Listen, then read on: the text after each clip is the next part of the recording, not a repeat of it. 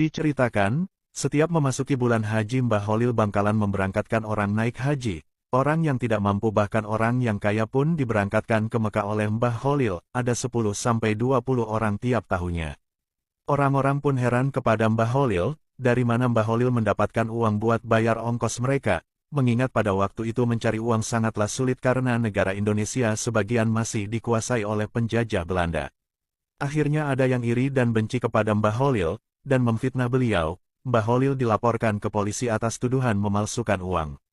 Dan tidak butuh waktu lama Pak Polisi pun langsung menangkap dan memenjarakan Mbah Holil. Kejadian aneh mulai terlihat, ketika Mbah Holil diinterogasi oleh polisi. "Kiai, saya memanggil Anda karena ada yang melaporkan kalau Anda telah memalsukan uang," kata Pak Polisi. "Saya tidak memalsukan uang, itu tidak benar," jawab Mbah Holil. "Anda tiap tahun memberangkatkan orang naik haji, terus Anda dapat uang dari mana?"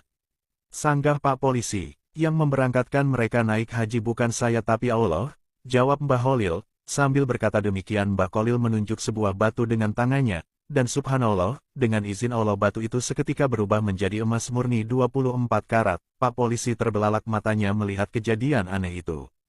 Mbah Holil juga menunjuk batu yang lain, dan seketika batu itu pun juga berubah menjadi emas.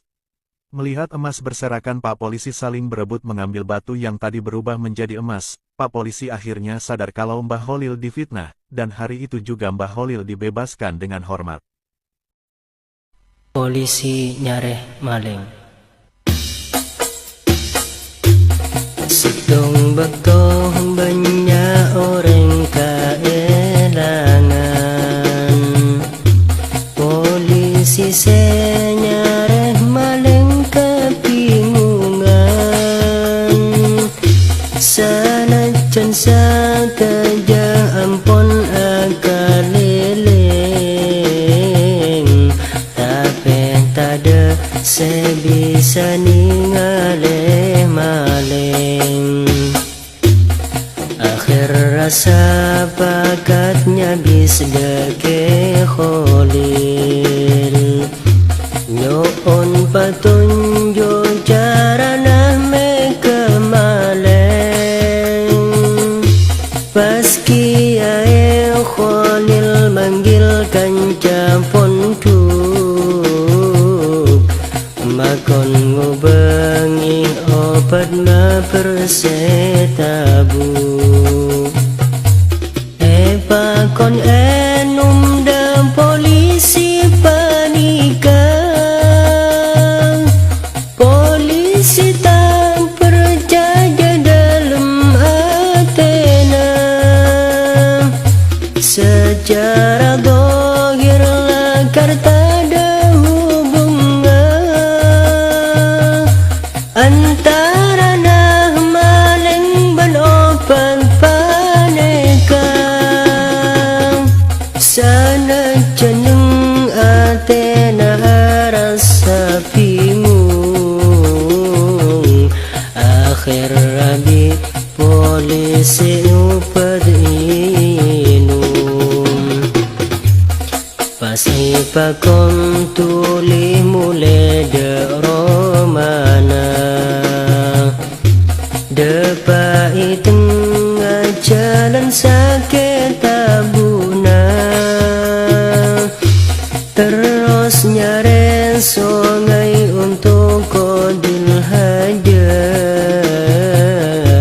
karena rasa sakit tabu pun tak kuat.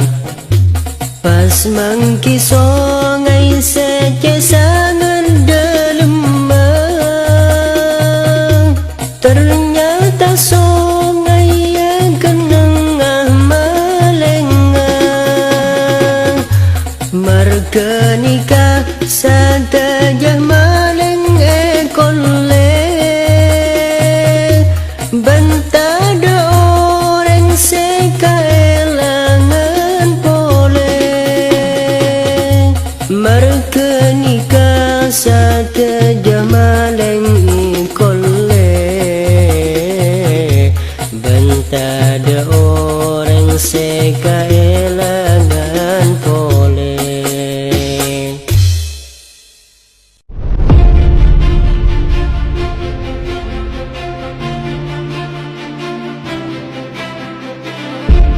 Para pecinta cerita digital, Gedung Rakyat kembali bergejolak.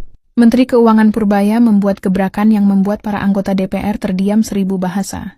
Dalam sebuah sidang yang mendadak hening, Purbaya dengan berani mengusulkan agar gaji guru dan PNS disetarakan dengan gaji anggota dewan.